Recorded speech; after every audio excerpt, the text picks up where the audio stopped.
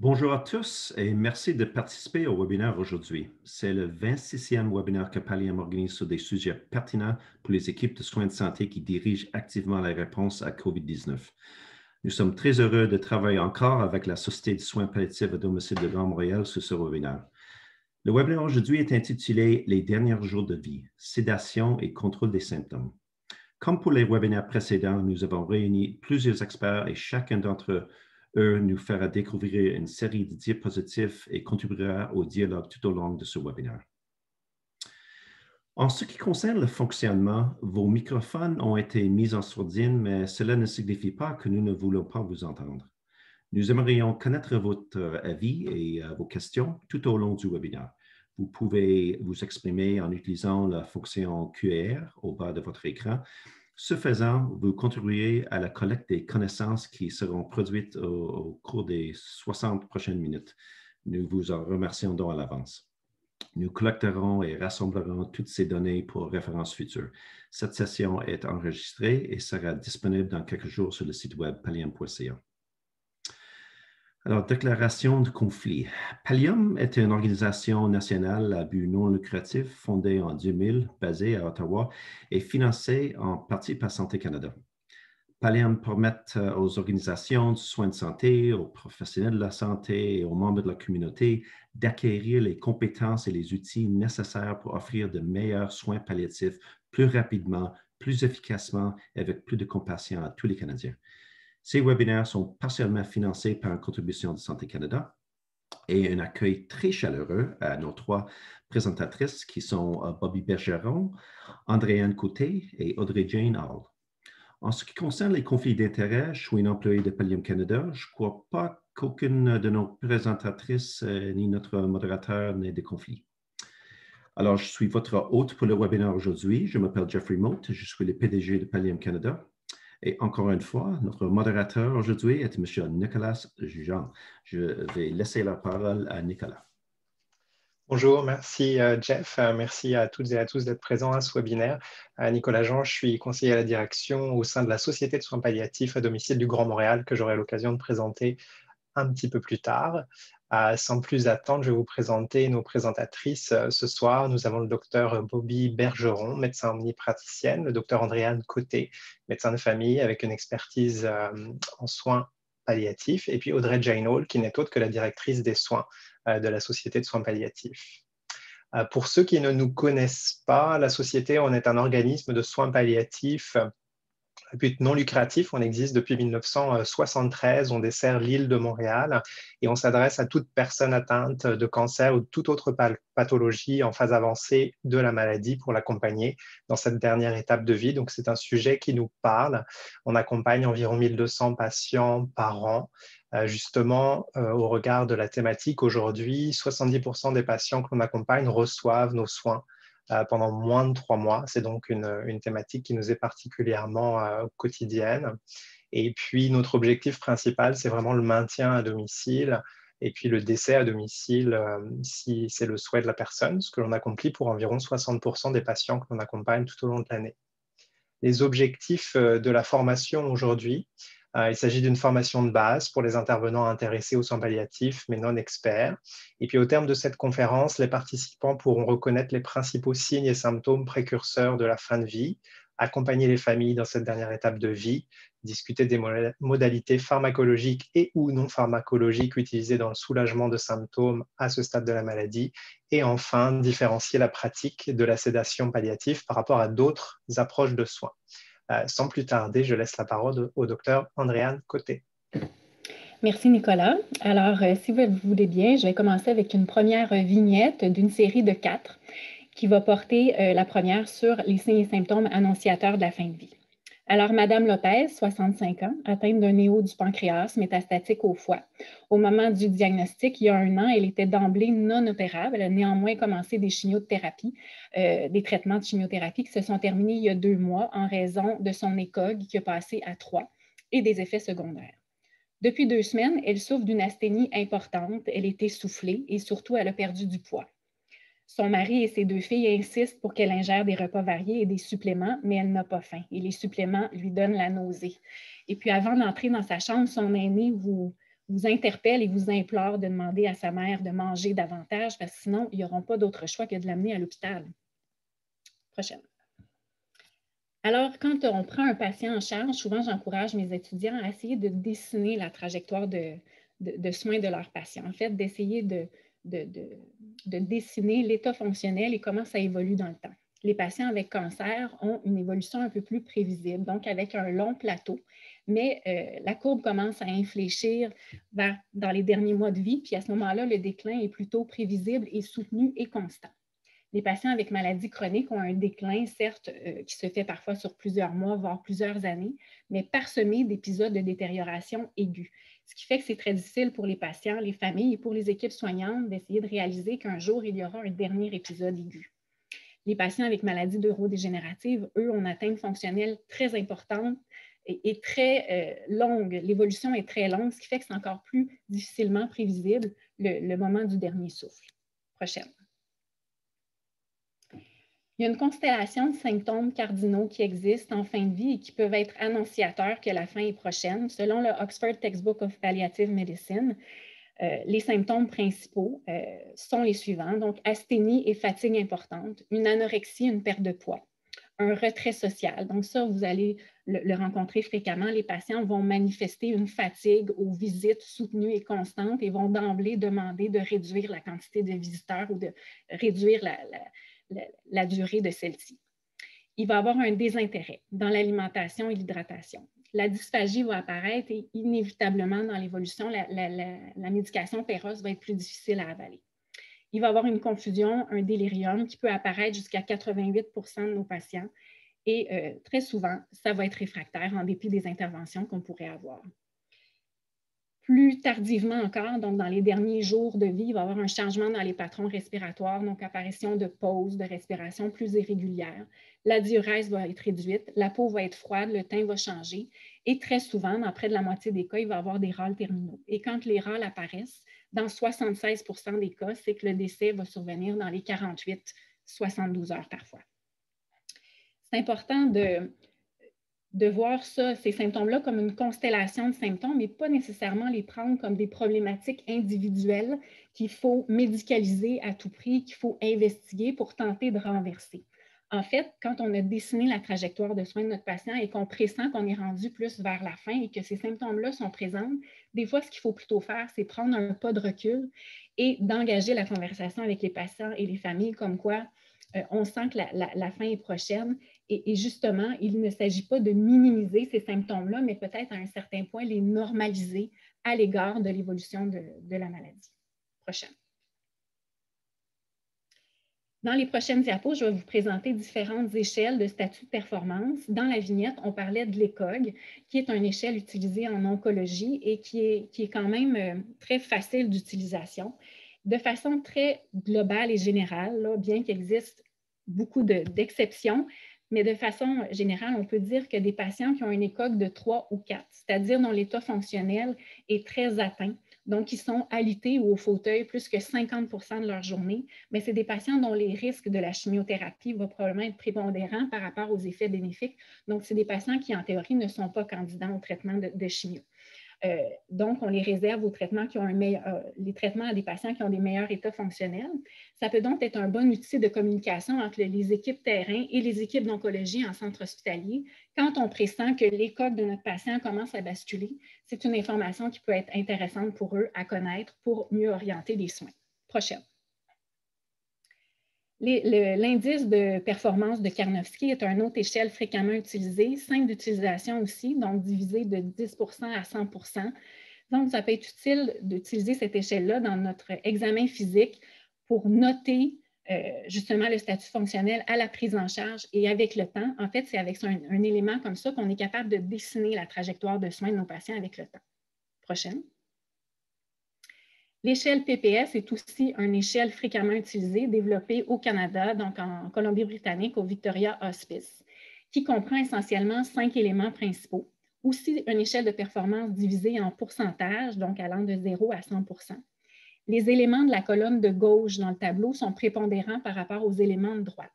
Donc, il s'agit pour le critère de mobilité de descendre la colonne de gauche pour trouver l'élément qui correspond le plus à la situation de notre patient. Quand on a identifié ce pourcentage-là, on se déplace à droite pour quantifier l'activité et l'intensité de la maladie. Et à ce moment-là, on redescend la colonne pour identifier l'élément qui représente le plus notre patient et on parcourt la grille comme ça de gauche vers la droite. Il s'agit d'identifier avec le plus de précision possible le pourcentage de niveau de performance de notre patient. Donc, pas quantifier ça en disant que notre patient est de 50 à 60 ou de 55 %. Il s'agit de prendre position pour quantifier notre pourcentage, encore une fois, avec les éléments de gauche qui sont plus prépondérants. Après avoir statué ça sur l'état de performance de nos patients, il est possible d'utiliser différents outils, différentes échelles, dont le PPI, le Palliative Prognostic Index. Et on rassemble les informations. Dans ce cas-ci, il s'agit de quantifier, donc d'établir une numérotation en fonction du PPS de notre patient, en fonction de la présence de délirium ou de dyspnée, en quantifiant la part orale et en indiquant si la présence d'édème ou non est présente. On additionne le pointage et en fonction d'un score, on peut avoir une idée d'une survie médiane établie à plus ou moins 3 semaines ou 6 semaines. Donc, ça peut être intéressant d'avoir ça pour point de repère, bien que ça ne soit pas un guide exact, vous comprendrez, mais il y a une valeur prédictive positive et négative quand même très intéressante. Prochaine. Il existe une foule d'autres outils. Les grilles de Lassonnière, je vous l'ai mis ici, bien que c'est une échelle qui commence à dater 1992. L'article n'est même pas disponible sur le web. Il faut retourner dans nos revues médicales, mais elle a quand même son intérêt et sa pertinence encore aujourd'hui. Donc, il s'agit de quantifier le score Karnofsky de notre patient et en fonction du nombre de symptômes parmi la constellation suivante, donc présence de dyspnée, xérostomie, anorexie, dysphagie et ou perte de poids. Donc, on additionne le nombre de symptômes et avec un chassé-croisé, on est capable d'avoir une idée d'une survie médiane en jour qui correspond à l'état de notre patient. Prochaine. La question de l'alimentation et de l'hydratation en fin de vie, un sujet de préoccupation très important pour les proches, bien souvent, qui sont très engagés au plan émotif. Il y a une proche aidante un jour qui m'a dit, vous savez, nourrir, c'est aimer. Donc, ils mettent tous les efforts possibles pour essayer de concocter les meilleurs plats à leurs proches et ça les désole extrêmement quand on voit que ce n'est pas ingéré. Parce qu'en fait, l'alimentation, ça symbolise la santé, la relation, la vie. Et à contrario, l'arrêt alimentaire, ça symbolise la maladie, la distance et la mort. Mais dans la jurisprudence au Québec et ailleurs en Amérique du Nord, l'alimentation artificielle ou forcée est reconnue comme un traitement médical qu'il est donc possible de cesser ou de ne pas initier. Et c'est un sujet tellement important et ça crée tellement de stress quand le fardeau de cette décision-là repose sur les épaules de proches qu'on a décidé de les inclure dans les directives médicales anticipées au Québec. Et donc, un patient peut déterminer, advenant qu'il devienne inapte et en fin de vie n'est pas capable d'exprimer ses volontés, de décider s'il souhaite ou pas être hydraté ou alimenté en fin de vie en cas d'inaptitude et de d'autres circonstances particulières. Ce qui est important de comprendre, c'est que c'est la maladie et la fin de vie qui approchent, qui causent l'arrêt alimentaire et non pas l'inverse. Ce n'est pas l'arrêt alimentaire qui cause le décès. Et c'est donc cette inversion-là qui est parfois importante à faire auprès des proches en détresse. Prochaine. Il faut comprendre que la question de l'hydratation et de l'alimentation artificielle en fin de vie, c'est un sujet de controverse. C'est vraiment des visions qui s'opposent. Je vous dirais qu'en Amérique du Nord, dans la culture de soins palliatifs, en général, dans la littérature médicale qui soutient ces actions-là, c'est qu'on perçoit qu'il y a plus d'effets secondaires à poursuivre l'hydratation et l'alimentation artificielle ou forcée en fin de vie, en raison des effets secondaires comme édème, acide, progression tumorale, plus de râle, plus de sécrétion. Ça peut également générer des nausées, des vomissements, du reflux allant jusqu'à des aspirations et des pneumonies d'aspiration. Ça augmente évidemment la quantité d'incontinence urinaire ou fécale. Mais je vous dirais qu'à d'autres endroits dans le monde, dans des unités de soins palliatifs, il y a également une littérature aussi qui soutient ça. Si on allait au Japon, en Israël ou dans certains pays d'Amérique du Sud, il y a des patients de soins palliatifs qui seraient hydratés et alimentés parfois de façon artificielle. Eux, leur perception, c'est qu'il y a plus d'effet à cesser tout ça. en raison des myoclonies qui peuvent apparaître, de la confusion qui peut être plus importante, le délirium qui pourrait peut-être être augmenté, plus de neurotoxicité aux opiacés peut-être. Pour ce qui est de la xérostomie, je dirais que la littérature est quand même assez claire à l'effet que d'hydrater de façon artificielle un patient en toute fin de vie n'améliore pas la xérostomie. Les soins de bouche est vraiment le soin le plus efficace à apporter ces patients-là. Tout ce que je veux dire avec ça, c'est que ce n'est pas une vérité pure, la question de l'hydratation et de l'alimentation en fin de vie. Il s'agit d'un consensus et je vous dirais que de façon consensuelle, notre expérience par chez nous, c'est de ne pas hydrater ou alimenter un patient en fin de vie. Prochaine.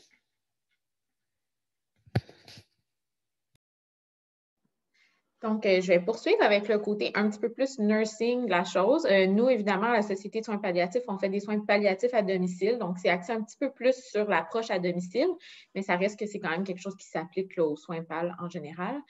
Donc, dans le fond, moi, je vais mettre l'emphase sur l'alimentation et l'hydratation en fin de vie pour cette vignette-là. Évidemment, en fin de vie, on a des perturbations importantes au niveau de l'alimentation et de l'hydratation. On voit beaucoup d'anorexie et de déshydratation et c'est souvent une grande source d'inquiétude et de détresse pour les familles. Donc, le rôle de l'infirmière là-dedans, c'est beaucoup dans l'évaluation clinique, dans l'enseignement et dans le support aux proches aidants. Prochaine. Au niveau de l'évaluation, l'infirmière va vraiment aller explorer avec le patient et la famille ce qui peut causer la diminution d'appétit, mais aussi les perceptions autour de tout ça, les motivations et les refus. Qu'est-ce qui motive le refus, par exemple, du patient? On va aller évaluer des signes d'inconfort, comportements inhabituels. Est-ce que le patient a des nausées, des vomissements? Est-ce qu'il y a de la constipation, de la sécheresse de la bouche ou autres problématiques buccales? Parce que, évidemment, avec la progression de la maladie et la fin de vie qui arrive, on a une diminution importante de l'appétit, mais il peut aussi avoir d'autres problématiques qui causent, dans le fond, des refus au niveau de l'alimentation. Donc, c'est important de faire une évaluation complète et aller voir s'il y a d'autres choses qui peuvent participer à l'inconfort du patient. Donc, on va faire un examen physique ciblé selon les signes d'inconfort. Par exemple, un examen de la cavité buccale, un toucher rectal, etc., juste pour aller s'assurer qu'on soulage tous les inconforts possibles du patient en lien vraiment avec l'alimentation et l'hydratation, sans jamais forcer le patient, évidemment. On va noter le tout au PTI pour assurer une continuité des soins dans les interventions des différents soignants. Prochaine. Donc, une composante clé, en fait, pour l'infirmière dans la progression de la maladie, surtout au niveau de l'alimentation et de l'hydratation, c'est d'aller faire beaucoup d'enseignement et du support aux proches aidants. Dans le fond, leur expliquer que la progression de la maladie va mener à l'atténuation du désir de boire et de manger. On veut aider les proches à mieux comprendre ces symptômes et à lâcher prise en les rassurant. On peut, comme Andréane mentionnait plus tôt, puis là, ce n'est pas une vérité pure, mais c'est un consensus, l'alimentation et l'hydratation forcée augmentent l'inconfort et peuvent contribuer à aggraver l'état de la personne. Donc, c'est important de faire comprendre aux familles, en fait, là, que ça peut, en fait, avoir des effets un peu plus négatifs que positifs pour le patient. Et ensuite, on va encourager la participation des proches dans les soins qui augmentent le confort de la personne. Par exemple, donner des aliments demandés. Si un patient qui est en progression de maladie demande de la crème glacée, on peut lui donner de la crème glacée, c'est correct. On y va avec des petites portions et c'est toujours important de garder en tête que l'alimentation doit demeurer un moment agréable pour le patient. Du moment où c'est plus un moment agréable, il faut qu'on change notre approche un petit peu. On peut aussi aller enseigner les soins de bouche à la famille pour assurer, dans le fond, un meilleur confort du patient tout au cours de la journée sans que l'infirmière soit nécessairement présente. Prochaine. Donc, avec la deuxième vignette clinique, on va pouvoir aborder l'accompagnement des proches. Prochaine. Monsieur Vous, 82 ans. Il y a un trouble neurocognitif avancé. Il y a un cancer du côlon plurimétastatique, non opérable et il n'est pas candidat à la chimiothérapie. Vous le suivez à domicile. Il est alité depuis une semaine. Il y a une cachexie marquée qui est évolutive. Il s'alimente minimalement que par des bouillons. Il est oligurique. Il vous semble souffrant. Son faciès s'est crispé, il gémit, il n'y a plus de communication qui est possible. Il nous repousse quand on tente de l'examiner. Il y a des entredoses qui ont été prescrites, mais qui sont non administrées par la famille qui ne le trouvent pas vraiment inconfortable. En fait, la famille souhaiterait lui faire des bilans pour éliminer une insuffisance rénale et lui offrir des traitements IV pour augmenter son énergie. Prochaine. Le consentement aux soins, ça peut s'avérer plus complexe dans un contexte de soins de fin de vie pour de multiples raisons, que ce soit la diminution de l'état de conscience du patient à cause de la maladie, une confusion qui peut être multifactorielle ou une incompréhension ou réticence de la famille. Au Québec, le consentement est régi par le Code civil. Donc, la première question, est-ce que le patient y est apte? Si oui, c'est généralement assez simple.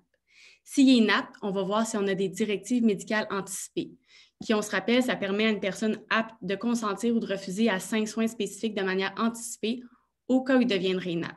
Puis à noter que les DMA ont la même force ou valeur légale qu'un consentement exprimé par une personne qui est apte. Si on n'a pas de DMA ou qu'on veut une orientation un peu plus détaillée, on va chercher voir s'il y a un mandat d'inaptitude. Sinon, on va rechercher un consentement substitué. C'est le conjoint, qu'il soit marié ou non, qui est la première personne désignée. Puis sinon, c'est toute personne, un proche ou un parent qui démontre un intérêt. Si on n'a personne à ce moment-là, on se tourne vers le curateur public. Prochaine. À noter que toute personne qui concède des soins pour une autre personne est régie selon l'article 12 du Code civil, qui nous dit qu'il doit agir dans le seul intérêt de cette personne en respectant, dans la mesure du possible, les volontés que cette dernière a pu manifester. Il doit s'assurer que les soins seront bénéfiques et opportuns dans les circonstances. En d'autres mots, il se doit d'être bienveillant. Prochaine. Donc là, le Code civil, ça régit l'autonomie décisionnelle du patient, mais en balance, il faut mettre le Code de déontologie des médecins, qui nous dit que le médecin ne doit fournir un soin ou émettre une ordonnance que si ceux-ci sont médicalement nécessaires. C'est-à-dire qu'il ne peut pas prescrire des traitements qu'il juge qui sont futiles, toujours selon le concept de la bienveillance. Et le médecin doit agir de telle sorte que le décès d'un patient qui lui paraît inévitable survienne dans la dignité. Donc, ce qu'il faut comprendre, c'est que l'autonomie décisionnelle du patient ne souscrit pas le médecin à son devoir de bonne pratique. Puis si on revient à la clinique, les proches ont le droit d'accepter ou de refuser des soins, mais ils ne peuvent pas exiger un soin si le médecin juge inopportun. Prochaine.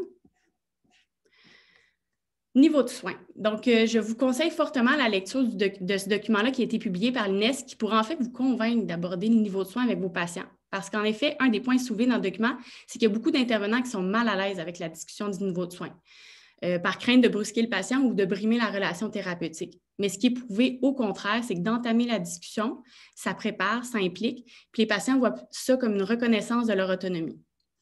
Il y a une revue de littérature dans le document qui démontre plusieurs bienfaits de la discussion du niveau de soins, autant pour le patient que pour les proches. Donc, non seulement ça n'augmente pas la détresse, mais au contraire. C'est une discussion qu'idéalement, on veut aborder le plus tôt possible dans la trajectoire de soins, parce que d'en discuter précocement, ça permet d'expliquer, de répondre aux questions. Ça laisse le temps au patient de cheminer, puis le plus souvent, ça va résulter dans un niveau de soins qui va être approprié à la situation, puis on évite des interventions futiles et potentiellement souffrantes. Prochaine. Quand on aborde un niveau de soins C ou D, c'est important de mettre de l'emphase sur ce qui sera fait et non ce qui ne sera pas fait. Comme par exemple, si on parle d'intubation endotrachéale, on peut parler d'oxygène, de positionnement, de médication qui va servir à calmer la respiration. On peut mettre l'emphase sur des objectifs de préserver la dignité, de s'assurer du confort, de prévenir la souffrance. On peut aussi avoir des objectifs plus concrets, comme le maintien à domicile si c'est ce qui est désiré, ou un évitement des consultations à l'urgence. Évidemment, c'est une discussion qui requiert une ouverture, un tact et une sensibilité face aux différences. Par exemple, en Occident, on valorise beaucoup le confort, l'évitement de l'acharnement, mais il y a d'autres cultures ou religions où l'arrêt des traitements actifs, même s'ils sont futiles, c'est un abandon qui est considéré comme étant inacceptable. Donc, il faut se montrer à l'écoute et compréhensif des différentes perceptions. Prochaine. L'INES a fait un pamphlet éducatif pour les patients qui est assez bien fait. Je vous recommande. Il se trouve facilement en ligne, puis ça peut être un bon document pour entamer la discussion avec vos patients. Comme soignant, notre rôle est essentiel pour aider le cheminement des proches, notamment dans l'enseignement de ce que sera la trajectoire de fin de vie. Donc, premièrement, c'est d'expliquer les signes et symptômes autant physiques et psychologiques auxquels on peut s'attendre, comme on a nommé dans la première vignette. Dans l'étude qui est mentionnée ici, qui se concentrait sur des patients déments en fin de vie, mais qui est pertinent au propos en général pour tous les patients en fin de vie, sont allés questionner les proches aidants après le décès. Puis ce que ça a démontré, c'est une grande détresse face à l'inconnu, puis au contraire, une diminution de la détresse des proches en comprenant puis en sachant à quoi s'attendre. Puis évidemment, de comprendre, ça change l'approche aux soins, ça la rend plus appropriée. Il faut aussi expliquer le processus inévitable et irréversible qui est enclenché en fin de vie. Puis on peut, comme ça, expliquer la futilité des examens faits dans le but de guérir, puis mieux faire accepter cette approche-là aux proches. Donc, on nomme la maladie qui est avancée, on nomme la limite de la médecine curative qui est atteinte, puis une formule que j'utilise souvent, c'est de dire qu'on ne traitera plus la maladie qui a pris le dessus, mais qu'à partir de maintenant, on va se concentrer sur le patient. Si on revient à la vignette, la famille voit de toute évidence pas ce que nous, on voit, c'est-à-dire un patient mourant en fin de vie, il y a donc de l'enseignement à faire. Suite à vos explications, les 2 filles de M. Wu comprennent que leur père est en processus de fin de vie et la futilité d'investigations supplémentaires. La conjointe insiste pour que vous ne lui donniez pas de médicaments qui le tueraient. Vous consentez avec la famille à un objectif de fin de vie à domicile et en s'assurant qu'il ne souffre pas. Lorsque vous quittez, la conjointe vous dit que son mari est fait fort et qu'il survivra. Prochaine. Donc, le cheminement, c'est de faire comprendre le processus du mourir, mais c'est aussi faire comprendre c'est quoi les soins palliatifs, puis défaire certains mythes qui sont parfois des barrières qui rendent les familles hésitantes à accepter nos soins. Et un des plus populaires, c'est que la morphine tue. On comprend que les opiacés sont souvent prescrits en fin de vie, donc on les associe à la mort. Et ce n'est pas un mythe qui est juste dans la population en général, c'est le personnel médical aussi, donc il y a beaucoup d'enseignements à faire. Comme tous les médicaments, s'ils sont prescrits en dose suprathérapeutique, ils peuvent être toxiques, mais ils sont sécuritaires s'ils sont prescrits aux doses adéquates. Donc, le risque de dépression respiratoire, c'est seulement s'il y a un surdosage. Donc, s'il est prescrit adéquatement, c'est sécuritaire même chez les insuffisants respiratoires. Pour ce qui est du risque d'arrêt cardiaque, la morphine n'a pas d'effet toxique au niveau cardiaque. Un autre fait qui est important à comprendre, c'est que le patient en fin de vie a une diminution importante de ses endorphines endogènes qui fait partie de la physiologie normale du processus de fin de vie. Les opiacés qu'on prescrit, c'est des endorphines exogènes, donc ça contribue à pallier la baisse d'endorphines endogènes. Chez le patient sain, on a un index thérapeutique des opiacés qui est plus étroit, dû au niveau d'endorphine normal. Mais chez le patient mourant ou très souffrant, le déficit en endorphine rend l'index thérapeutique plus large. C'est ça qui explique que des doses plus hautes sont souvent requises et sont mieux tolérées que chez le patient sain. Prochaine. Les soins palliatifs sont victimes de multiples mythes, dont plusieurs qui sont énumérés et répondus dans ces affiches, qui peuvent être intéressants à rendre disponibles à vos patients et aux proches au besoin. Prochaine. Donc, pour le cheminement des proches et la participation en fin de vie, les proches vont souvent ressentir un sentiment de perte de contrôle et d'impuissance. Donc, c'est important d'impliquer les proches dans les soins en respectant toujours leurs préférences. C'est quelque chose qu'on peut explorer avec eux, dans le fond, de voir jusqu'à où ils sont à l'aise dans les soins qu'ils peuvent donner à la personne qui est en fin de vie. Ça peut les aider à cheminer et à se sentir moins impuissants face à la situation. Donc, encore une fois, pour l'infirmière, l'enseignement, c'est une composante clé. Il faut garder en tête que la famille est un acteur essentiel là, dans le maintien à domicile d'une personne qui est en soins palliatifs. Donc, à ce moment-là, on peut leur enseigner, toujours en respectant leur rythme, dans le fond, comment effectuer les soins de bouche, comment effectuer les soins d'hygiène, l'administration de la médication, soit péros, transdermique, succute, etc. Puis, c'est important, en tant qu'intervenant, de faire un retour fréquent sur les notions qui sont enseignées, pour assurer, dans le fond, une bonne compréhension de la famille, mais aussi toujours les rassurer dans ce qu'ils font, puis les habiliter, dans le fond, dans leur prise en charge un petit peu de la personne qui est malade. Et quelque chose qui est déterminant dans tout ça, c'est la disponibilité d'une ressource professionnelle qui peut rassurer la famille et les proches lorsque nécessaire. Des fois, c'est simplement une question de confirmer, oui, vous faites bien la bonne chose, ou bien de réaligner là, les interventions pour les aider à intervenir eux-mêmes au domicile, puis que la ressource puisse se déplacer là, lorsque nécessaire, s'il y a une urgence ou une incompréhension qu'on ne peut pas régler par téléphone, par exemple. Évidemment, dans le cheminement des proches et leur participation à la fin de vie, il faut toujours garder en tête le respect des différentes croyances, des convictions et des perspectives culturelles, religieuses et personnelles. On ne veut jamais, en tant qu'intervenant, assumer les préférences et les besoins. C'est certain qu'on peut garder en tête certains indicateurs, en fait, pour différents groupes religieux, culturels et compagnie, pour guider un peu nos interventions, mais la base de tout ça, c'est de toujours explorer avec le patient et ses proches leurs désirs. Parce que des fois, on peut être surpris des désirs d'un patient ou d'une famille par rapport au processus de fin de vie, puis à comment ils souhaitent vivre tout ça. Ensuite de ça, on veut toujours, en tant qu'intervenant, respecter l'espoir. Donc, dans la vignette, on a vu que la conjointe du monsieur disait « mais mon conjoint, il est fait fort, il va s'en sortir ». Notre rôle, ce n'est pas nécessairement de venir écraser cet espoir-là. C'est certain qu'on a quand même une mentalité qui est un petit peu plus dans « on veut aider les familles à comprendre le cheminement de la maladie ». Ça demeure important, mais il faut quand même toujours centrer nos soins sur la personne. Donc, on va explorer avec le patient et sa famille ce qu'ils souhaitent discuter de l'évolution de sa maladie et du décès à venir.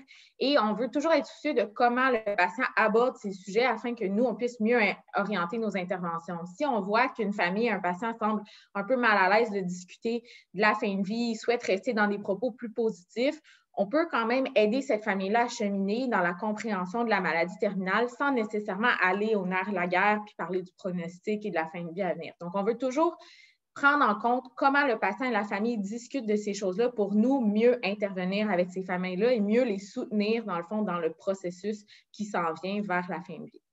Prochaine. Donc, avec la prochaine vignette, on va aborder le soulagement des inconforts. Madame Gignac, 78 ans. Elle est insuffisante cardiaque avancée. Elle a une faiblesse évolutive depuis quelques jours avec un risque de chute. La famille qui inquiète opte pour une admission en unité de soins palliatifs avec l'accord de la patiente. Depuis son admission, elle est de plus en plus somnolente. Elle n'avait pas eu besoin de la médication palliative PRN prescrite, mais maintenant légèrement dyspnique au repos malgré l'optimisation de son traitement d'insuffisance cardiaque. La morphine en sirop, 1 mg par millilitre PRN, s'avère efficace, mais de plus en plus fréquemment requise. Vous débutez un traitement régulier de morphine 1 mg QID. C'est donc des petites doses. Son fils, qui est moins impliqué jusqu'ici, vous demande « Que lui avez-vous donné, docteur? Vous avez commencé la morphine? Elle n'est plus la même. » Prochaine. Donc, chez le patient en fin de vie, chez qui vous allez instaurer des traitements confort, puis face à l'état changeant du patient, vous ferez inévitablement poser la question un jour « Qu'avez-vous fait à mon proche? » Puis pour éviter toute surprise ou incompréhension, je me fais un devoir d'avertir les proches avant la phase de l'agonie, puis en fait le plus tôt possible, que chez un patient avec une maladie terminale évolutive, plus la maladie avance, plus vont apparaître des symptômes, des inconforts qui vont progresser. Puis c'est là le rôle des soins palliatifs. On va essayer de masquer ces inconforts en ajustant notre pharmacothérapie au fur et à mesure que la maladie elle évolue. Donc, on ajuste, on ajoute, on optimise. Parfois, on enlève, mais toujours pour s'assurer du confort et de bien traiter les symptômes. Ce qu'il faut déconstruire, c'est que ce sont les médicaments qui créent le déclin. Alors que plus souvent qu'autrement, c'est plutôt le contraire. C'est en réaction au déclin, aux symptômes, qu'on adapte notre pharmacothérapie pour rendre le déclin plus doux et paisible. Donc, optimisation de la pharmacothérapie et déclin, c'est un lien qui est temporel et non causal. Évidemment, il faut garder en tête que oui, nos médicaments peuvent avoir des effets secondaires, donc en cas de doute, on s'ajuste. Prochaine. On va donc maintenant parler de soulagement des symptômes les plus fréquemment rencontrés en fin de vie, dont le premier qui est la douleur, qui est présent chez presque 100% des patients. La douleur peut être localisée de multiples types et causes, comme vous pouvez le voir dans le schéma ici, mais ce qui est intéressant, c'est qu'on observe souvent qu'elle va devenir généralisée, à la mobilisation, voire même à l'effleurement, puis ça s'explique par la baisse d'endorphine qu'on a discuté un petit peu plus tôt. Donc, usuellement, il y a un niveau adéquat d'endorphine qui permet la suppression des petits inconforts qui ne sont pas vraiment des douleurs, mais chez le patient en fin de vie, ce n'est plus le cas. Prochaine. Les patients en fin de vie, ils peuvent souvent plus nous verbaliser de façon adéquate leur douleur, donc c'est notre rôle de savoir comment l'objectiver. Ici, vous avez l'échelle de CIPOT qui est souvent utilisée en soins palliatifs, puis qui se base sur l'expression faciale, les mouvements corporels, la vocalisation, puis les tensions musculaires. Prochaine. La pierre angulaire du traitement pharmacologique, c'est vraiment les opiacés qu'on va prescrire en sous-cutané, comme tous les médicaments en fin de vie. L'hydromorphone est en général préférable à la morphine parce qu'il y a plusieurs patients qui vont présenter éventuellement, si ce n'est pas déjà en place, une insuffisance rénale en fin de vie. Puis le risque d'accumulation de métabolites actifs il est plus grand avec la morphine qu'avec l'hydromorphone. Le traitement régulier va souvent être requis. Donc, soit on prescrit des courtes actions sous-cutanées aux 4 heures régulièrement ou des perfusions sous-cutanées en continu. À noter aussi que chez les grands insuffisants rénaux, on peut utiliser des patchs de fentanyl puisqu'il n'y a pas d'accumulation rénale, mais ce n'est pas l'idéal parce que ça ne permet pas le fine-tuning pour des ajustements fréquents qui sont souvent requis en fin de vie. On prescrit toujours des entredoses disponibles avec notre médication régulière pour s'ajuster en temps réel à la condition de notre patient. Puis ensuite, on ajuste notre analgésie régulière selon le nombre d'entredoses requis et le niveau de confort atteint. Aussi important, si on voit qu'il y a des inconforts aux soins ou à la mobilisation qui sont notés, il faut prescrire des entredoses 20 minutes pré-soins ou mobilisation de manière prophylactique. Pour ce qui est des traitements non pharmacologiques, pour en nommer seulement quelques-uns, le positionnement, les surfaces thérapeutiques pour éviter les plaies de pression, le chaud, le froid, etc. Prochaine. Le deuxième symptôme, c'est la dyspnée, qui est un symptôme très fréquent, peu importe la maladie de base, qui augmente en incidence et en intensité dans les dernières heures de la vie, puis qui est souvent identifié comme une cause de détresse majeure par plusieurs patients, avec la peur de mourir étouffé. La dyspnée, ça peut être multifactoriel, soit de causes en lien avec la condition médicale, mais souvent, ça peut s'expliquer simplement par la cachexie, l'asthénie, la faiblesse musculaire. Il ne faut pas oublier que ça peut être une manifestation de douleur ou d'anxiété qu'il va falloir rechercher et traiter. Super important, la tachypnée n'égale pas nécessairement dyspnée. La dyspnée, c'est une perception subjective d'inconfort respiratoire, alors que la tachypnée, c'est un signe clinique qui peut être une réponse physiologique normale de défense du corps sans inconfort associé. Donc, on traite s'il y a un inconfort ou si on pense qu'il y a un risque d'épuisement avec un rythme respiratoire qui est beaucoup plus augmenté. Prochaine. Il y a plusieurs échelles de dyspnée chronique qui existent, mais ils sont peu utilisées en soins de fin de vie. On va plutôt y aller avec des échelles de dyspnée aiguë, dont la RDOS que vous voyez ici et que Dr Côté va aborder un peu plus tard dans la présentation. Prochaine. Pour le traitement pharmacologique, l'opiacé est encore une première ligne pour la dyspnée qui fonctionne par de multimécanismes, mais notamment en diminuant la perception de la dyspnée, puis en diminuant la sensibilité à l'hypoxie et à l'hypercapnie. Usuellement, des doses plus petites que celles qui sont requises en douleur peuvent être efficaces en dyspnée. Donc, comme dans la vignette, on peut débuter avec un sirop de morphine qui nous permet de donner des petites doses qui peuvent être efficaces. Mais la réalité, c'est que souvent, en fin de vie, il y a des doses plus hautes qui vont être requises. Donc, on va faire les mêmes prescriptions pour la douleur et pour la dyspnée. On peut prescrire des benzodiazépines en traitement adjuvant s'il y a une composante d'anxiété, puis des diurétiques s'il y a une composante de surcharge, mais à noter qu'ils vont souvent devenir inefficaces en toute fin de vie à cause de l'insuffisance rénale qui s'installe. Prochaine. Pour le traitement non pharmacologique, l'oxygénothérapie, mais seulement pour les patients qui sont hypoxémiques. En effet, cette étude du Lancet a démontré que 50% des patients non hypoxémiques retirent aucun bénéfice à l'oxygénothérapie. Puis en fait, parmi ceux qui avaient retiré un bénéfice, il n'y avait aucune différence de les exposer à de l'oxygène pur ou simplement à un flot d'air ambiant. Donc, ça nous amène au point de l'aération qui est efficace et qui peut être fait simplement avec une fan. Le positionnement, le repos, par exemple, limiter les visites chez les patients qui sont épuisés, et la rassurance qu'on ne laissera pas le patient mourir étouffé, que les prescriptions PRN et les protocoles de détresse sont disponibles. Prochaine.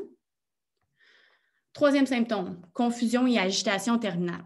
Donc, comme on l'a dit un peu plus tôt, 88 des patients dans la phase de l'agonie vont présenter de l'agitation. Puis c'est vraiment primordial de la traiter parce que non seulement ça peut être épuisant, mais ça peut être dangereux pour le patient avec un risque de chute. C'est éprouvant pour les proches, puis ça rend nos soins plus difficiles.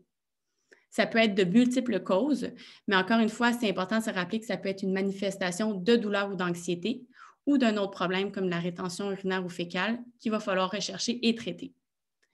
À noter, des bilans plus poussés sont non indiqués chez le patient avec un pronostic de quelques jours parce que le plus souvent, la confusion va être de cause irréversible. Prochaine. Pour ce qui est du traitement pharmacologique, on va y aller avec les antipsychotiques de première génération qui se prescrivent en sous-cutané et qui sont plus incisifs. Donc, soit on y va avec l'aldol ou si on a des symptômes réfractaires ou qu'on recherche un effet plus sédatif, on peut y aller avec le Nosina. Pour ce qui est des benzodiazépines, sont généralement non recommandés chez le patient qui est confus, non agité, sauf exception. Mais c'est prouvé qu'en cas d'agitation, l'utilisation avec les antipsychotiques permet un contrôle d'agitation qui est plus rapide puis avec moins de doses répétitives qui est requise. On va favoriser le midazolam versus l'Ativan parce qu'il agit plus rapidement.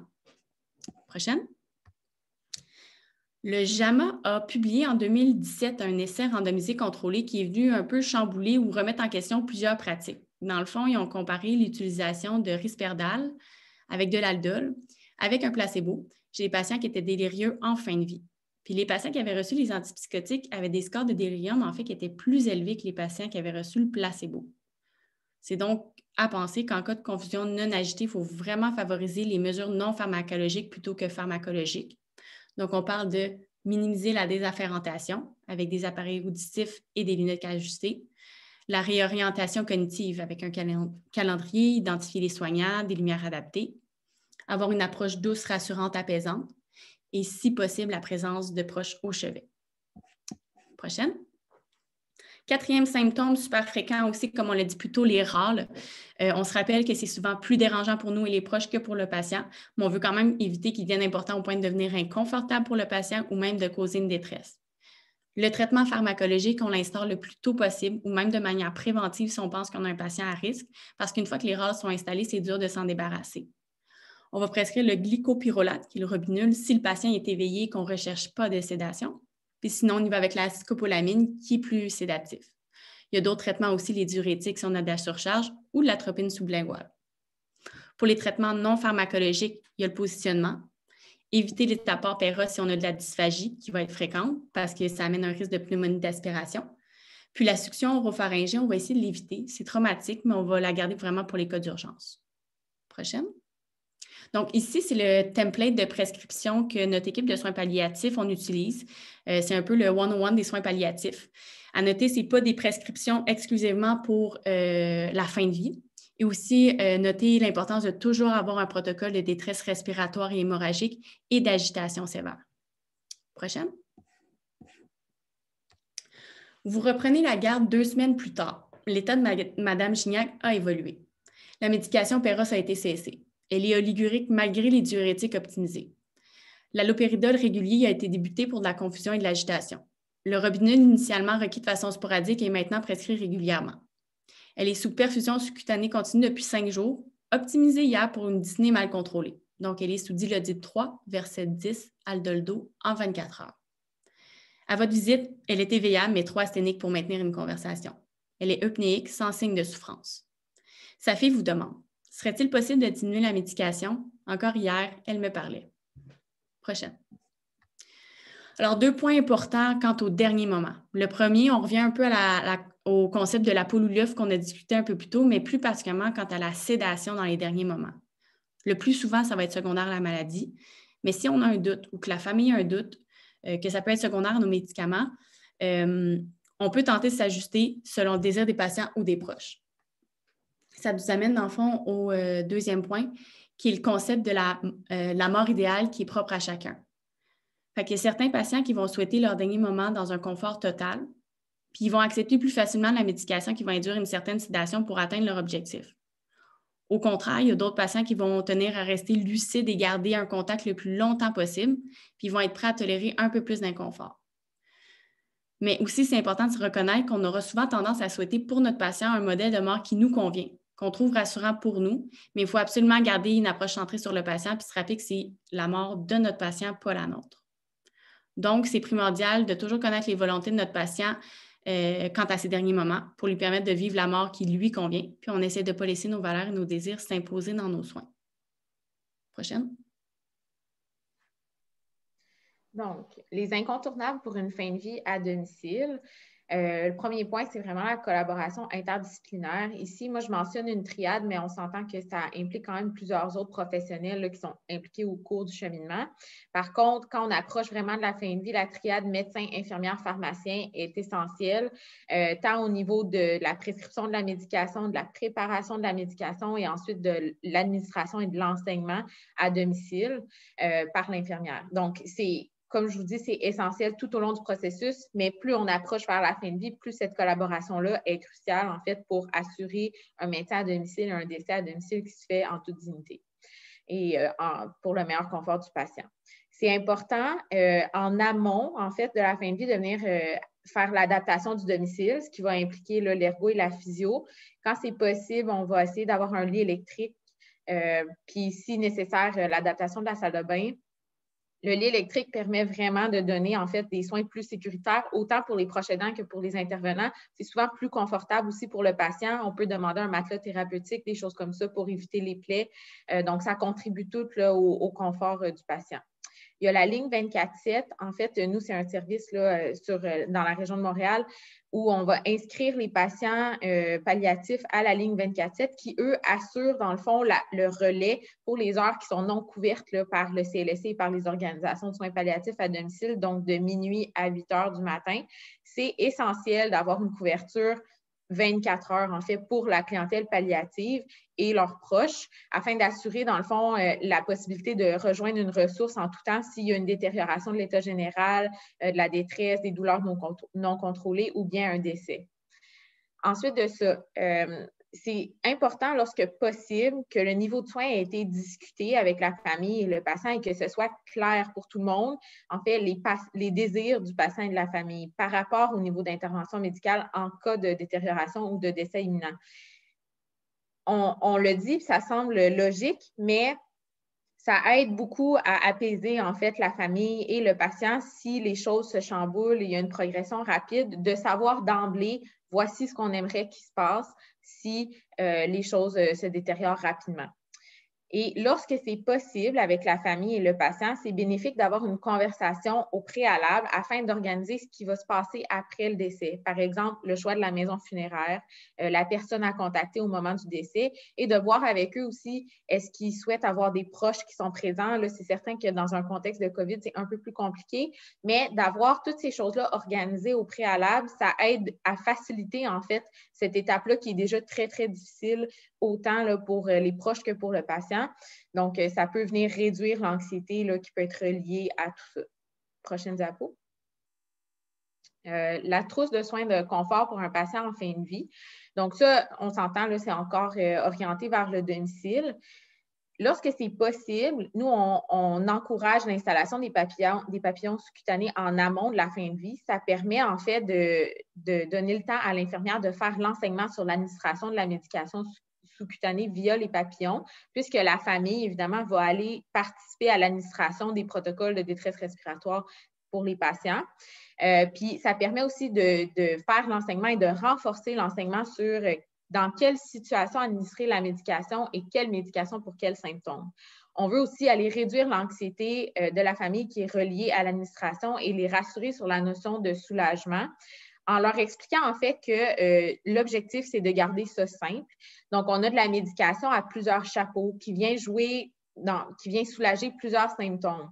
Donc, c'est facilitant souvent pour la famille de comprendre que le risque d'erreur est relativement bas dans ce qu'il administre, puis que dans tous les cas, ils vont probablement venir soulager le patient et que ça va avoir un effet positif, en fait, sur l'état du patient. Donc, on garde ça le plus simple possible, puis on leur explique les bénéfices en lien avec l'administration. J'ai une infirmière qui me dit souvent, moi, je dis à mes familles, peu importe ce que vous donnez, éventuellement, il va avoir un effet bénéfique pour le patient lorsque les familles sont très, très, très anxieuses par rapport à tout ça. L'objectif, c'est vraiment de leur faire comprendre les bénéfices en lien avec cette administration-là. Donc, on met vraiment l'accent sur ce que la famille peut faire puis le soulagement que ça va apporter aux patients. Dans la préparation de la médication pour la fin de vie à domicile, on veut s'assurer que les seringues sont préparées et identifiées. Ça, c'est super important pour venir diminuer l'inquiétude de la famille de faire une erreur. Donc, c'est compliqué pour eux quand ils doivent gérer des fioles, des seringues, des aiguilles, des choses comme ça. Donc, on a des pharmacies qui font la préparation des seringues et si jamais ce n'est pas possible, bien, on va toujours s'assurer que l'infirmière fasse elle-même la préparation des seringues et qu'elle soit très bien identifiée pour que la famille n'ait pas à se casser la tête là, à dire, bon, qu'est-ce que je dois préparer? Puis tout ça, elles peuvent simplement aller chercher une seringue qui est préparée et l'administrer là, via le papillon sous-cut avec l'enseignement qui a été fait au préalable. Donc, on garde toujours, comme je disais plus tôt, le concept le plus souvent possible, le plus simple possible, keep it simple.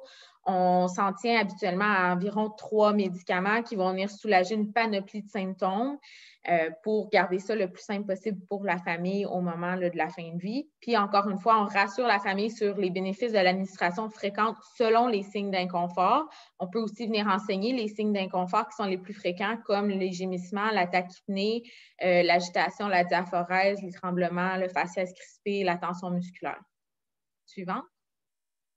Donc, ici, on a un exemple, en fait, d'une trousse de soins de confort du patient en fin de vie. On s'entend, c'est pas, dans le fond, c'est pas ce qui est nécessairement appliqué partout, mais c'est un exemple assez général. Nous, c'est souvent ce qui est prescrit pour les fins de vie à domicile. Vous voyez, c'est assez simple. On s'en tient à quelques médications. Là-dedans, il y a plusieurs options, mais en général, le médecin va en cocher 3 ou 4 ou 5 en se tenant là, autour de l'hydromorphone, midazolam, scopolamine ou glycopyrrolate selon l'effet qui est recherché. Puis, dans le fond, ça permet à tous les intervenants d'assurer une continuité dans leurs interventions, dans leur enseignement avec la famille sur quoi administrer quand, pour quelles raisons, à quelle fréquence. Prochaine.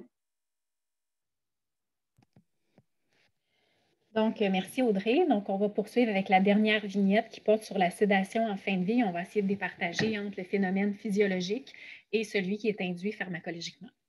Donc, M. Normand, 66 ans, est atteint d'un néo du poumon qui envahit son île pulmonaire, dont la bronche souche droite. Il est de plus en plus dyspnéique, même au repos. Il est admis en maison de soins palliatifs avec un objectif de soins D ou un niveau 4. Au matin, au moment de faire sa toilette, il se met à présenter une tachypnée à 30 par minute, des râles, un tirage important, une respiration paradoxale. Il manifeste une anxiété importante avec sensation d'étouffement aigu. Il reçoit un protocole de détresse qui est composé d'un opiacé, d'une benzo et de scopo. Il s'endort au bout de 10 minutes. Est-ce qu'il s'agit là d'une sédation palliative? Non. En fait, il s'agit d'un protocole de détresse respiratoire dont l'administration est bien encadrée par un document produit par l'INES. Essentiellement, une détresse se manifeste par la présence de 2 critères. Le premier doit avoir un état de panique qui se présente par de la terreur, de l'agitation, une anxiété intense, et par la présence d'une des 3 manifestations cliniques suivantes, à savoir une détresse respiratoire majeure avec des manifestations respiratoires, tirage, tachypnée, difficultés respiratoires intolérables, etc. Soit une douleur intraitable, intolérable, qui est d'apparition subite et qui augmente rapidement. Et en 3e lieu, une hémorragie massive. Donc, en présence de ces 2 critères, il est possible d'administrer un protocole qui est composé de 3 agents, une benzo, le midazolam dans la plupart du temps parce qu'il fait effet plus rapidement et qui est plus sédatif aussi. L'opiacé qui peut avoir un effet soit sur la douleur en cas d'une détresse qui est occasionnée par une douleur ou pour réduire la sensation de dyspnée, de manque d'air et améliorer la tachypnée aussi. Et en 3e lieu, un anticholinergique, donc la scopolamine qui est utilisée pour son effet amnésiant, mais aussi pour prévenir les sécrétions qui pourraient s'accumuler. Ça va prendre généralement, lorsqu'il est administré en sous-cutané, disons de 10 à 20 minutes à être administré selon les patients, selon leur état perfusionnel aussi. Et généralement, la médication dure entre 2 et 4 heures. Ce qui fait que si la cause de la détresse était pour amener le décès du patient, bien, la médication, ce que ça va avoir permis, c'est d'avoir permis au patient de mourir de façon confortable et paisible sans l'anxiété qui y est associée. Si au contraire, l'événement aigu n'était pas fatal, donc au bout de 2, 3, 4 heures, le patient va émerger de ça. Suite à son émergence, dépendant de son niveau d'inconfort, il pourrait être décidé d'administrer un autre protocole de détresse parce que, par exemple, la cause est persistante. Dans le cas de notre monsieur Normand qui a une bronche souche droite potentiellement obstruée, il est possible qu'au bout de 4 heures, l'obstruction soit encore là et qu'il risque de replonger en détresse respiratoire. Donc, il s'agit d'évaluer au cas par cas. Et dans certains cas, on décide d'initier une sédation palliative continue selon différents critères qu'on va voir. Diapo suivante. Donc, une décision d'initier une sédation palliative continue repose sur plusieurs éléments. Essentiellement, en quoi ça consiste? C'est d'utiliser des médicaments sédatifs pour soulager des symptômes réfractaires. Ce qu'on veut dire par là, c'est que les étapes plus simples de traitement doivent avoir été tentées par palier et quand on a statué qu'on a tout fait pour soulager notre patient en temps opportun, il est possible de passer à l'étape suivante qui est la sédation palliative. Donc, le but étant, diapo précédente, le but étant d'abaisser le niveau de conscience chez un patient qui est en fin de vie, dont le pronostic se chiffre à plus ou moins 2 semaines et qui présente une souffrance intolérable. Ce qu'on veut dire par une souffrance intolérable, c'est un patient, il y a donc un élément de subjectivité par là. Donc, ce qui est intolérable pour l'un n'est pas forcément intolérable pour l'autre. Le niveau de sédation qui est visé peut être léger, modéré à profond. On essaie toujours de trouver le degré de sédation qui est nécessaire pour soulager notre patient. La sédation peut être intermittente ou continue. Ce qu'on veut dire par continue, c'est qu'elle est en continu jusqu'au moment du décès qui va survenir de façon naturelle. Généralement, ce qu'on se rend compte dans les données statistiques, c'est qu'une sédation, dans la majorité des cas, dure 3 jours et moins. Très souvent, elle dure moins que 24 heures. C'est très, très rare qu'on dépasse les 7 jours. En fait, plus le temps passe et plus on se rapproche du 2 semaines, c'est peut-être en fait que notre évaluation pronostique n'était pas adéquate. La sédation qui est encadrée par le guide d'exercice du Collège des médecins et la sédation palliative continue. Elle est donc régie par la loi concernant les soins de fin de vie. Diapo suivante. Les indications les plus fréquentes dans la littérature rapportée pour initier une sédation palliative, j'ai tiré ça du Oxford Textbook of Palliative Medicine. Le délirium hyperactif avec agitation, une détresse respiratoire récidivante, une dyspnée qui serait progressive. Ensuite, une autre raison fréquente, la douleur intraitable incontrôlable, la sécrétion bronchique abondante réfractaire au traitement habituel. Et la détresse existentielle réfractaire peut également représenter une indication pour initier la sédation. Cependant, dans l'Oxford, ce qui nous disait que ça doit vraiment être une méthode de dernier recours pour ce qui est de la détresse existentielle réfractaire. C'est donc pourquoi j'ai quand même été étonnée dans le rapport de la Commission sur les soins de fin de vie au Québec qui rapportait la détresse existentielle comme étant un critère très fréquent pour l'initiation d'une sédation palliative continue, ce qui suscite quand même de la question à savoir la frontière étroite parfois entre une demande d'aide médicale à mourir qui se transforme dans certains cas en sédation palliative ou continue. Je n'ai pas la réponse à cette question-là, mais en tout cas, la réflexion est très intéressante. Diapo suivante. Donc, je vous présente ici l'algorithme décisionnel qui est mieux visible encore dans le guide d'exercice du CMQ qui est disponible en le googlant. Donc, essentiellement, on doit se poser différentes questions pour décider d'initier une sédation palliative continue. Notre patient doit souffrir d'une maladie incurable en phase palliative et son niveau de soins doit être D, niveau 4. Ensuite, est-ce qu'on doit se poser la question si la souffrance est intolérable, si le symptôme est réfractaire, et à ce moment-là, il peut être nécessaire parfois de discuter avec un collègue, de faire une consultation en soins palliatifs ou de placer un appel à l'équipe de consultation de soins palliatifs hospitalières de notre région pour s'assurer qu'on a vraiment toutes fait les premières étapes pour s'assurer que notre symptôme est réellement réfractaire. À ce moment-là, la sédation palliative peut être une option, mais dépendant du pronostic de notre patient, la sédation peut être continue ou alors plutôt intermittente. Encore une fois, cette question-là peut nécessiter parfois la discussion entre collègues, même entre nous, quand on initie une sédation palliative continue. C'est pas rare qu'on s'appelle et qu'on réfléchit ensemble. Le pronostic de notre patient doit être inférieur à 2 semaines pour que la sédation soit continue, parce qu'il faut comprendre que chez nos patients qui sont en fin de vie, il n'y a pas de bénéfice à hydrater et alimenter un patient. Et donc, si son pronostic était supérieur à 2 semaines, on risquerait que ce soit la déshydratation et la non-alimentation de notre patient qui mettrait fin à ses jours. C'est donc pourquoi le critère de 2 semaines a été établi. Si on pense que notre patient a un pronostic supérieur à 2 semaines, à ce moment-là, la sédation intermittente ou superficielle, une anxiolyse, finalement, serait peut-être plus indiquée. Il faut ensuite se poser la question si notre patient est apte à consentir. À l'heure actuelle, contrairement à l'aide médicale à mourir, où notre patient doit être apte pour la recevoir, un patient inapte ne serait pas exclu de la sédation palliative. C'est juste qu'il faudrait à ce moment-là procéder à un consentement substitué selon le guide établi par le Code civil tel que discuté par Dr. Bergeron.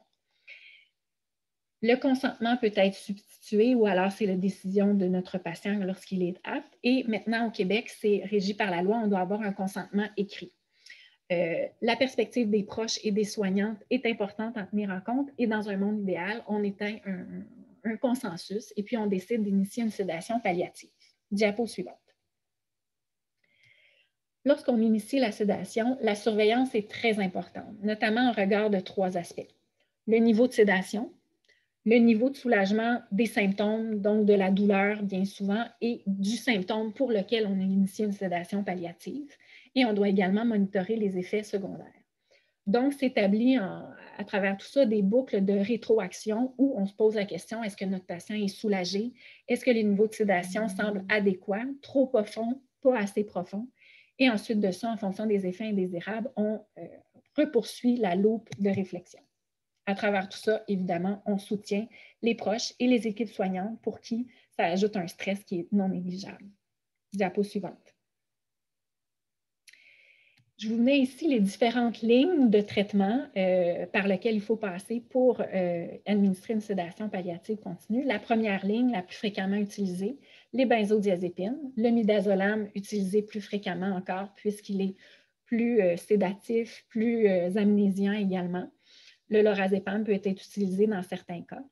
Les antipsychotiques sédatifs arrivent assez rapidement en deuxième ligne puisqu'on se rend compte qu'il y a une certaine tolérance qui peut s'installer avec des hautes doses de midazolam. On utilise le plus souvent le méthyltrimiprazine, donc le Nosinant. Effet indésirable à surveiller, rétention urinaire en raison de ses effets anticholinergiques et réduction du seuil convulsif également. Diapo suivante.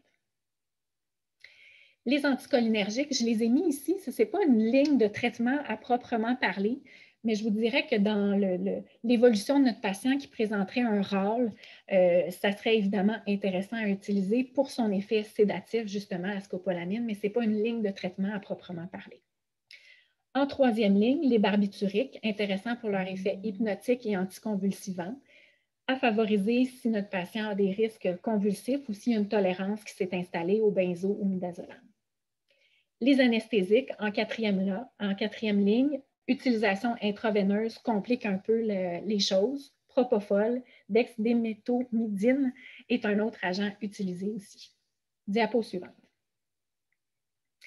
À titre indicatif, pour les prochaines diapos, je vous ai mis un ordre de grandeur d'utilisation d'agents sédatifs proposé par le guide de l'APES, donc de l'Association des pharmaciens en établissement de santé, dans leur édition la plus récente. C'est simplement à titre indicatif, puisque parfois, quand on initie une perfusion sous-cutanée chez nos patients, c'est parfois perçu par les équipes soignantes comme étant de facto une sédation palliative continue. Or, ce n'est pas le cas.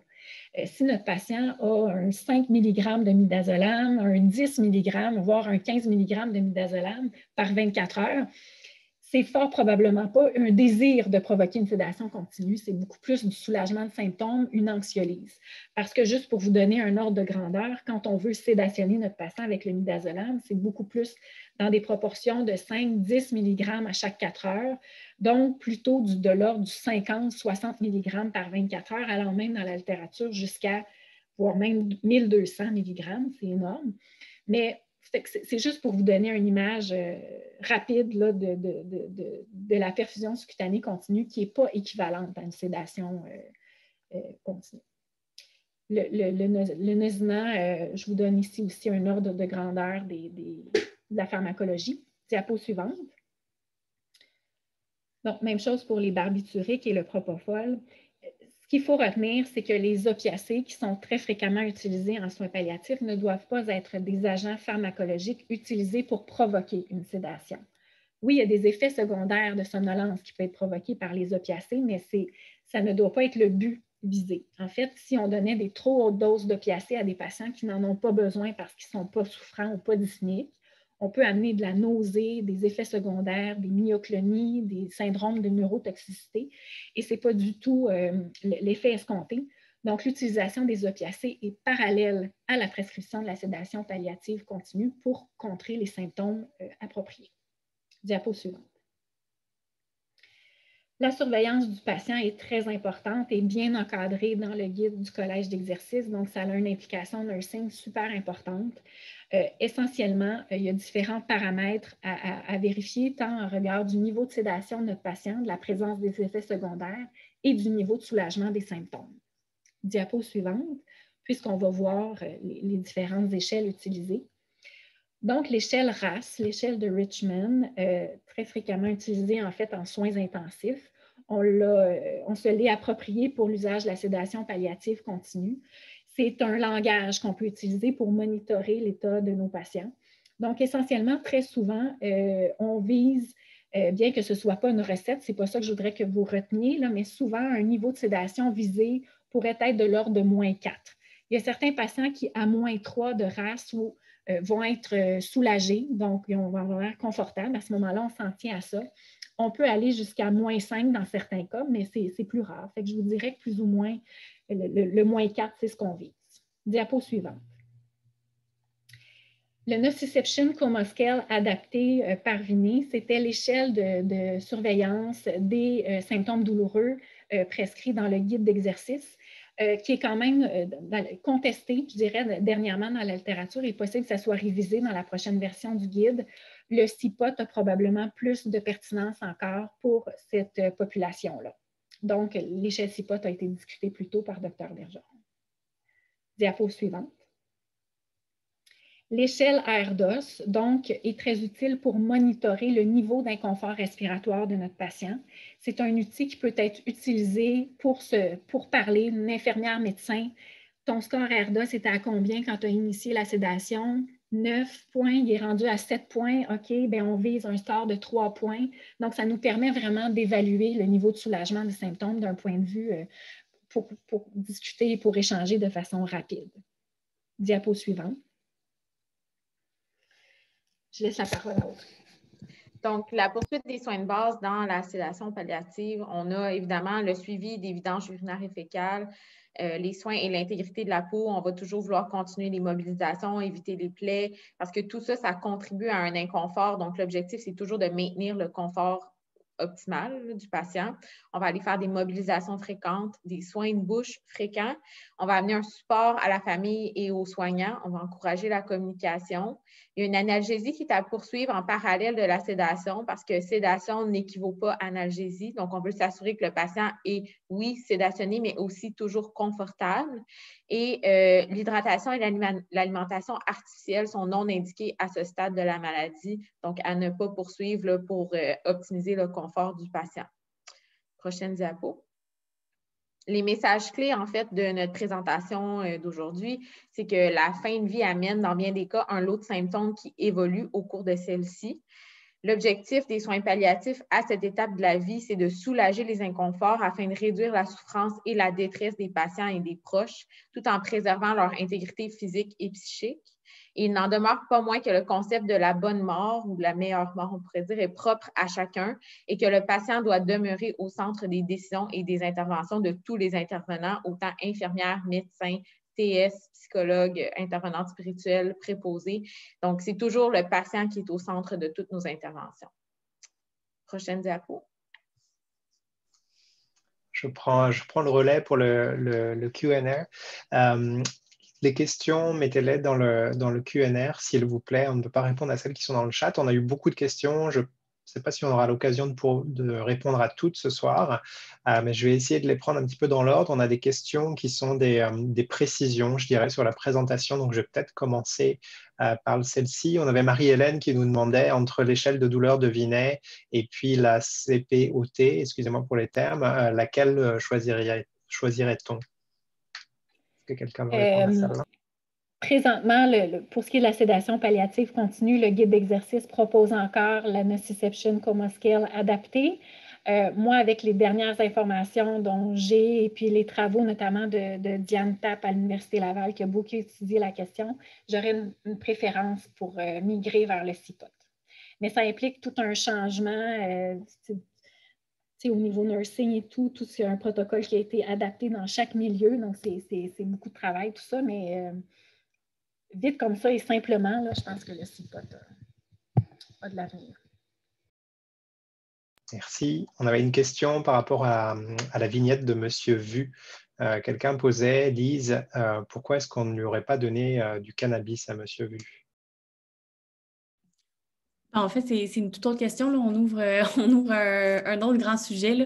Le cannabis aurait pu être un traitement pour Monsieur Vous. On sait que le cannabis est prescrit pour de multiples indications, soit la douleur, les nausées, mais oui, ça aurait pu faire partie de l'arsenal, mais là, c'était vraiment une présentation pour ce qui est prescrit le plus fréquemment. Mais effectivement, le cannabis fait partie de notre arsenal thérapeutique pour les soins de fin de vie. Ça sera l'objet d'un webinaire. C'est quand même une question de plus en plus fréquente. Là, il y a beaucoup de marketing qui se fait sur le cannabis et il y a tout se lie là-dessus. Et il y a souvent cette impression-là que le cannabis est une panacée qui va revivifier les gens, redonner de l'appétit, redonner de l'énergie, et voire même jusqu'à guérir le cancer. Fait qu'il y a toutes ces croyances-là qui sont plus ou moins soutenues par la littérature médicale. En fait, les indications de prescrire le cannabis ont été nommées par Dr Bergeron. Donc, notre Collège des médecins du Québec, le Collège des médecins de famille du Canada rappelle que les indications pour le prescrire doivent être encadrées, sont connues et donc on n'est pas fermé du tout à l'utiliser. Est-ce qu'on l'initierait, nous, comme traitement médical? Moi, non. Mais si la famille m'en parle et ont l'air à y tenir beaucoup, je ne suis pas du tout fermée à l'utiliser. Merci. J'appuierais un peu, Dr Côté, là, que moi, je ne l'initie pas, mais que de plus en plus, effectivement, je reçois des questions. J'essaie d'y répondre le plus adéquatement possible. Merci. Une question ensuite de Catherine. Comment peut-on évaluer la détresse d'une personne en fin de vie avec délirium hyperactif avec agitation, car souvent accompagnée par une désorientation?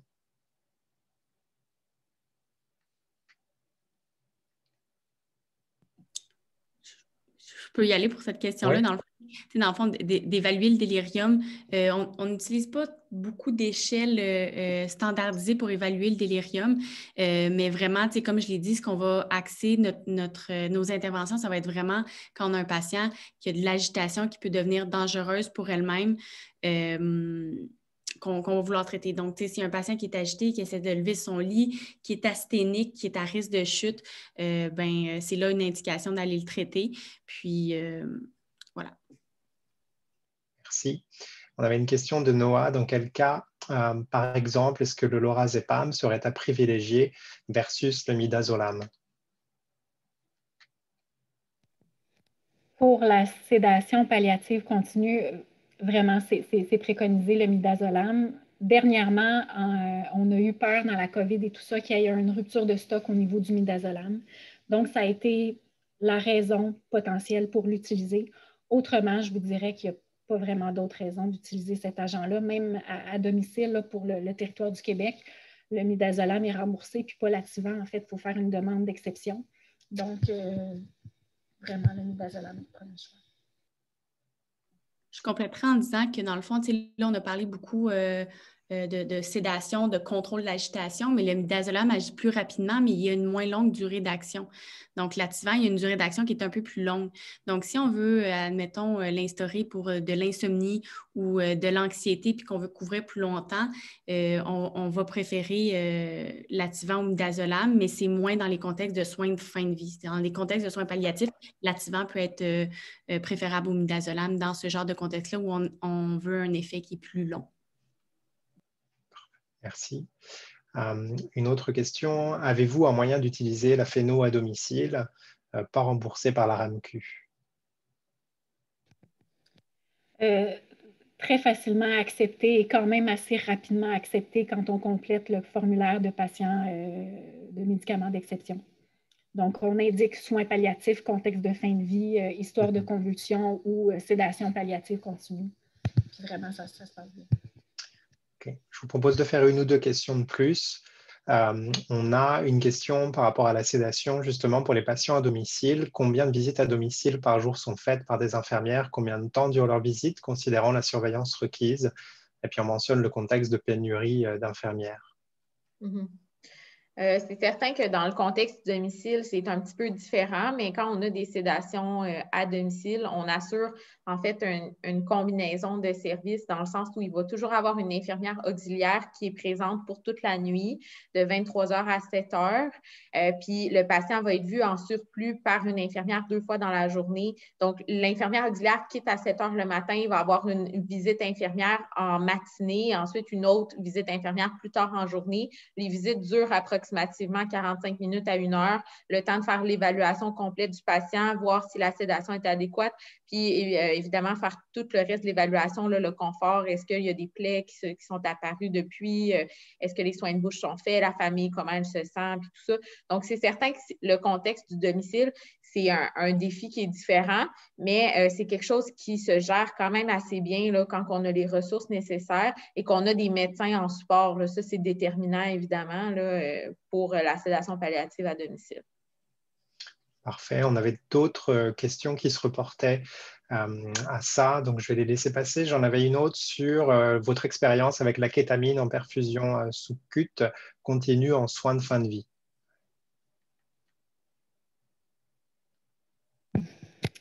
En contexte de domicile, malheureusement, les coûts de cette médication-là ne rendent pas ça disponible aisément.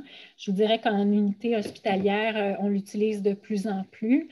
Et puis, une certaine expertise qui se développe par rapport à ça, des effets intéressants, des douleurs neuropathiques.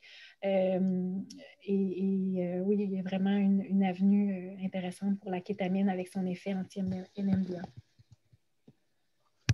Et je vous propose peut-être de terminer sur une question un peu plus d'ouverture qui avait été posée par Gabriel Gagnon en début, qui nous disait « Je remarque que les soins palliatifs et de fin de vie sont discutés très tardivement dans la trajectoire. Ça pourrait presque faire l'objet d'un autre webinaire. » Mais elle nous demandait, une fois que l'usager est suivi avec des professionnels en soins palliatifs, un suivi adéquat est généralement fait. Comment favoriser la discussion en amont par les services non spécialisés en soins palliatifs? Est-ce que vous avez des des vues là-dessus ou des conseils par rapport à cette question? Bien, c'est une excellente question, puis c'est quelque chose sur lequel je pense toutes les équipes de soins palliatifs travaillent. C'est prouvé que d'intégrer les soins palliatifs tôt dans la trajectoire de soins, ça a beaucoup de bienfaits sur les patients. Ça a même prouvé des effets sur le pronostic. Donc, c'est une bonne question. On travaille beaucoup là-dessus. On essaie d'approcher les autres équipes. Nous, on travaille à l'hôpital Sacré-Cœur. On est en train de faire des belles choses quand même, là. De plus en plus, les autres équipes de soins nous demandent précocement. Ils comprennent que les soins palliatifs, là, aujourd'hui, on a parlé de fin de vie, là, mais les soins palliatifs, c'est pas juste ça. C'est ça, mais c'est pas juste ça. Puis quand on arrive précocement, effectivement, on réussit à faire des belles choses, comme on a discuté. Donc, comment le faire? Bien, en parler, valoriser les soins palliatifs, puis faire de l'enseignement. Si je peux faire un petit ajout à ce sujet-là, c'est vraiment, dans le fond, dans la même direction que Bobby, c'est beaucoup au niveau de l'enseignement avec les autres équipes, mais on voit vraiment un certain shift qui se fait dans plusieurs pratiques. Par exemple, la gestion de l'insuffisance cardiaque, la conversation sur les soins palliatifs est beaucoup plus présente maintenant, plus tôt dans la trajectoire de la maladie pour faciliter la gestion de l'évolution de l'insuffisance cardiaque terminale, par exemple. Donc, je pense que c'est quelque chose, de par des webinaires comme ça, différentes organisations qui travaillent sur l'éducation de l'importance de l'implication des soins PAL de manière un peu en amont, en fait. C'est là qu'on est capable d'avoir un impact sur le changement là, des pratiques dans les équipes qui sont plus en soins actifs. Parfait. Merci beaucoup, Audrey. Je vous propose de conclure ici. Alors, sachez que la présentation et le webinaire seront disponibles en ligne sur le site de Pallium dans quelques jours. Vous pourrez donc la reconsulter. Il y a d'autres questions qui n'ont pas été répondues dans le Q&R qui seront regardées ensuite. Si certaines sont vraiment importantes, on y répondra de manière écrite. Ce sera aussi disponible. Je tiens à remercier Pallium, bien entendu, et tous les participants, les présentatrices. On a la chance à la société d'avoir un réseau de médecins collaborateurs, plutôt un réseau de médecins collaboratrices, je dirais, dont font partie le docteur Bergeron et le docteur Côté. Donc, merci beaucoup, c'est très important, ça constitue ce qui fait la dynamique des soins PAL au Québec, puis ça nous permet aussi d'être plus forts sur tout le terrain de l'accessibilité, puis de la promotion des soins palliatifs. Donc, merci pour tout ça. Et puis, j'espère que le webinaire vous a apporté tout un tas d'informations utiles pour votre pratique. Merci beaucoup. Merci, bonne soirée. Merci.